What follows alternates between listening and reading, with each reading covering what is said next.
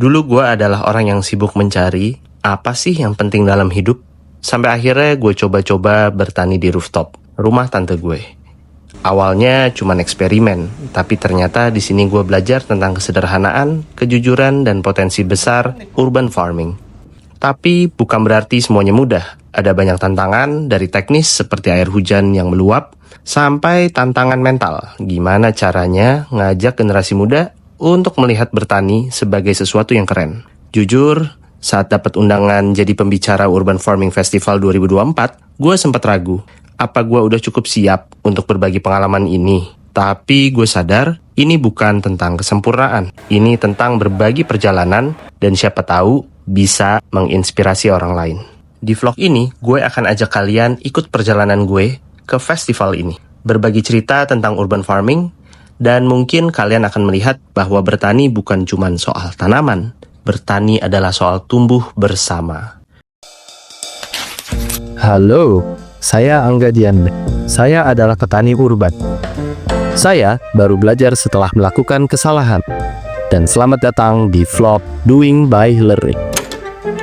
Hari ini kita akan belajar apa ya? Selamat datang di Doing by Learning. Kali ini saya akan cerita perjalanan saya ke acara Urban Farming Festival 2024 pada tanggal 17 September lalu.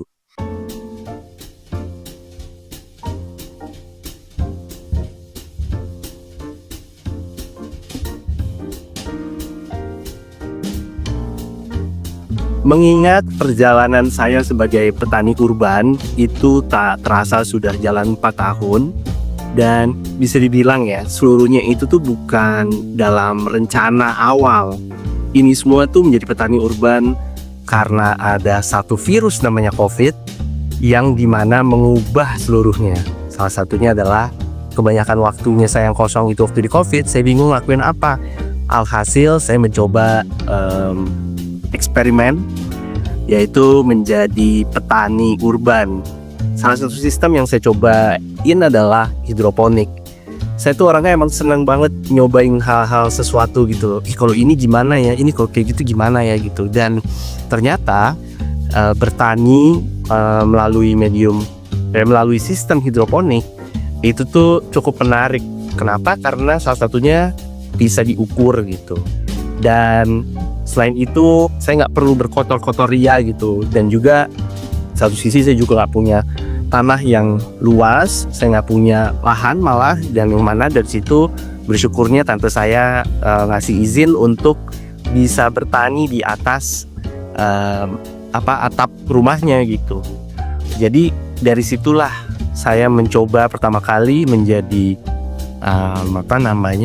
petani urban. Malah bisa dibilang bukan menjadi petani urban, sebenarnya iseng-iseng aja tuh untuk nyobain hidroponik gitu. Dan ternyata dari awal waktu itu nyobain 100 lubang tanam, dan dari situ saya malah jadi kepancing untuk ini kalau banyak seru juga kali ya gitu. Dan di awal tuh saya sebenarnya tidak memikirkan secara bisnis dan yang lain. Yang penting saya bisa bercocok tanam, lalu sayurannya bisa saya konsumsi pribadi dan juga keluarga saya bisa konsumsi. Udah, ngomongin ketahanan pangan diri pribadi dan keluarga dulu aja gitu. Tapi ternyata dari 100 lubang tanam hingga ke 1000 waktu itu, karena saya mikirnya ini kalau di fullin seru juga ya di atas gitu. Dan ternyata dari situ kayak satu hal yang saya nggak pikirkan adalah biayanya gitu. Bukan hanya biaya investasi di awal sistem untuk dari 100 ke 1000, tapi ternyata operasional tiap minggunya gitu. Itu jadi melatih saya untuk menjadi pebisnis. Gimana nih ya supaya ekosistemnya bisa jalan, gimana ya supaya saya bisa bayar petani saya dan yang lainnya, dan ngedistribusiin dan yang lain. Dari situ banyak yang mengubah hidup saya.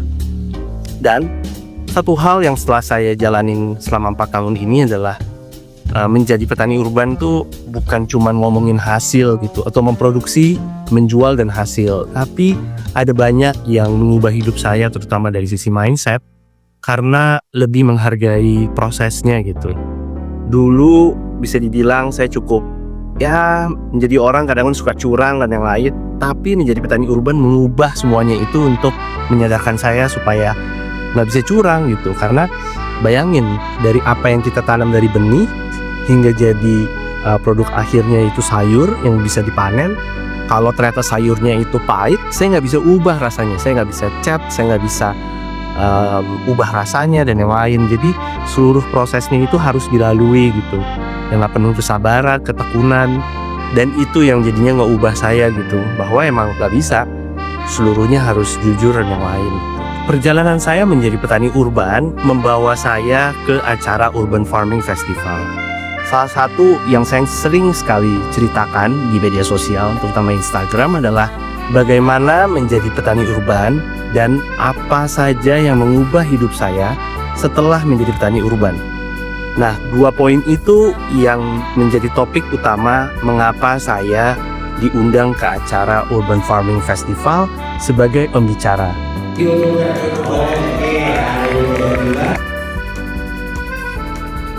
Ibu kita yang katanya juga YouTuber, kayaknya saya juga tahu ini pernah diliput juga sama kita kayaknya ya. Tepuk tangan dong.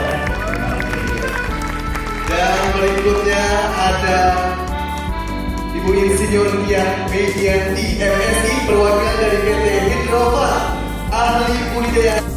Dulu saya orang yang self-serving bias.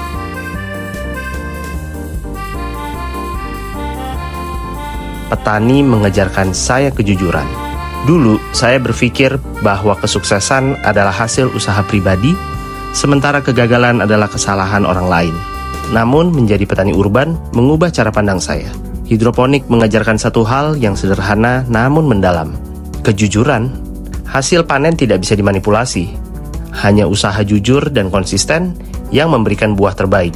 Kejujuran bukan hanya soal proses, tetapi tentang menerima bahwa ada faktor di luar kendali kita. Saya nanam kecil, saya nanam basil atau kemangi. Yang kedua, banyak-banyaknya eksperimen untuk mencari passion. Saya percaya bahwa menemukan passion adalah perjalanan, bukan tujuan. Saat pertama kali mencoba hidroponik, itu hanya salah satu dari banyak eksperimen dalam hidup saya. Saya pernah mencoba berbagai hal, berkebun, memasak, hingga mengelola bisnis. Tapi dari setiap eksperimen, saya belajar sesuatu yang baru tentang diri saya. Dan disitulah passion itu lahir. Dari keberanian untuk mencoba, gagal, dan mencoba lagi. Ketiga, matahari adalah salah satu kunci dalam hidroponik. Hidroponik tidak hanya tentang air dan nutrisi, tetapi juga tentang memahami alam. Matahari misalnya adalah elemen yang sering dianggap biasa, tetapi sebenarnya menjadi kunci keberhasilan tanaman. Tanaman tidak peduli dengan peralatan canggih kita, mereka hanya butuh sinar matahari yang cukup untuk fotosintesis. Ini mengajarkan kita bahwa solusi sederhana seringkali lebih penting daripada teknologi yang rumit. Ini adalah ada matahari nih. Pokoknya kalau kalian melihat tempat ada mataharinya, walaupun nggak ada atapnya, itu bisa. 4. Menikmati proses untuk meraih hasil optimal, dan hasil adalah bonus kejujuran. Sebagai petani urban, saya belajar bahwa menikmati proses adalah kunci segalanya. Menyemai benih, merawat tanaman, dan memanen hasilnya adalah rangkaian yang tidak bisa dipercepat. Saya menemukan bahwa ketika fokus pada proses, hasil yang datang adalah bonus. Hidroponik mengajarkan saya untuk sabar dan jujur, karena hasil optimal tidak pernah datang dari jalan pintas. Kelima, menanggapi isu regenerasi petani dengan membuat cerita, petani itu keren. Saat ini regenerasi petani menjadi tantangan besar. Generasi muda sering melihat profesi petani sebagai pekerjaan yang usang. Tapi saya percaya kita bisa mengubah narasi itu melalui cerita petani itu keren. Saya ingin menunjukkan bahwa petani adalah simbol inovasi dan keberlanjutan. Dengan teknologi seperti hidroponik dan pendekatan urban farming, kita bisa menjadikan profesi petani sebagai sesuatu yang modern, relevan, dan membanggakan. Hidup mengajarkan kita melalui pengalaman, dari bertani di rooftop hingga membangun cerita. Saya percaya bahwa kejujuran, eksperimen, dan apresiasi terhadap proses adalah fondasi untuk perubahan. Mari kita terus belajar dan berbagi, karena masa depan dimulai dari benih kecil yang kita tanam hari ini.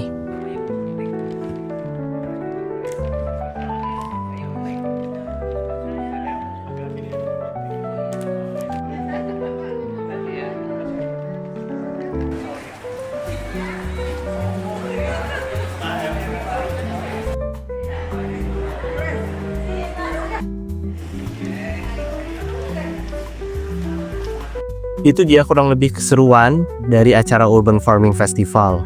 Nah, tanpa disangka ternyata di situ gue kenalan sama banyak orang-orang hebat. Salah satunya ada Profesor Syukur dari IPB. Lalu ada Ibu Insinyur Anggia Murni. Beliau adalah arsitektur landscape.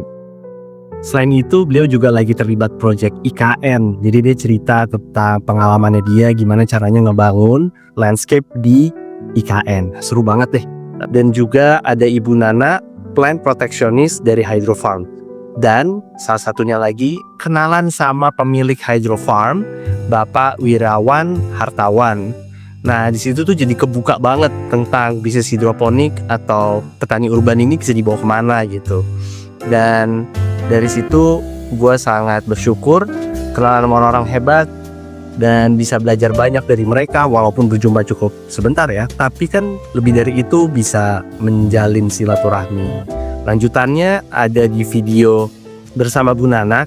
Itu gue bikin vlog di situ ngomongin lebih dalam tentang lebah dan juga ngomongin tentang bunga dan yang lain gitu. Jadi bisa tonton nanti video selanjutnya. Terima kasih banyak udah ngikutin sampai akhir ini dan tungguin terus keseruan dari vlog Doing by Learning. Terima kasih. Dalam perjalanan saya ke Urban Farming Festival, ada 3 pelajaran berharga yang membuat saya berpikir dan menyadari. 1. Petani mengajarkan saya kejujuran. Hidroponik mengubah cara pandang saya. Dari seorang yang self-serving bias, saya belajar bahwa hasil panen tidak bisa dimanipulasi. Kejujuran adalah kunci, baik dalam menerima proses maupun faktor di luar kendali kita. Kedua, passion lahir dari keberanian untuk mencoba. Hidroponik adalah salah satu dari banyak eksperimen dalam hidup saya.